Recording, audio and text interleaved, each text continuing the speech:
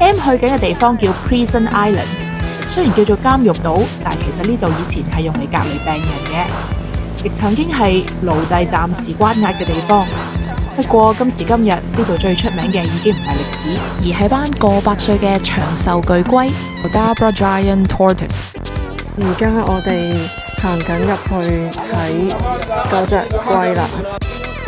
呢一班龜其實都係移民，喺19世紀由塞籍爾送咗4隻過嚟，而家島上面就大概有200隻左右。佢有幾大隻？即係好似係架咁樣噶。佢後邊有一啲即係 numbering， 我唔知呢度有幾多隻，係咪有80隻咧？如果係咁，咁啊龜大師啲 number 究竟係代表咩意思呢？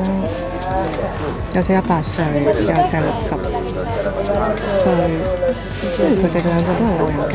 你睇下龜背上面寫住嗰啲數字，其實就代表咗佢哋嘅歲數。其實可唔可以尊重下人哋嘅私隱呢？咁呢條友呢，就全身都係菜咯，應該係食嘢唔抹嘴嗰啲啦。Hello，how are you？佢哋係世界上最長壽嘅動物之一，通常可以活到100至到105歲，有紀錄顯示呢可以活到超過200歲㗎。你咪睇佢哋慢吞吞，其實佢哋好堅㗎，係生存大師啊！如果唔夠嘢食呢，佢哋可以半年唔食嘢，單靠體內脂肪嚟維生。呢隻龜呢，就98歲，而家即係差唔多100歲，即係做多我唔好講幾多年，大概50年以上嘅龜身啦。咁你活咗咁耐，你有咩經驗可以分享到俾我啊？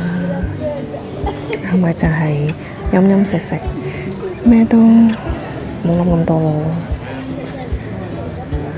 唔知你係咪好有智慧嘅？以前嘅水手會將佢哋帶上船，反轉過嚟放住，隨時有新鮮肉食。加上有人貪佢哋個殼靚，搞到佢哋被大量獵殺，差啲喺地球消失添。呢一隻咧，突然間上岸咯，唔知佢想點啊！佢真係怕人，嗶嗶嗶嗶嗶嗶。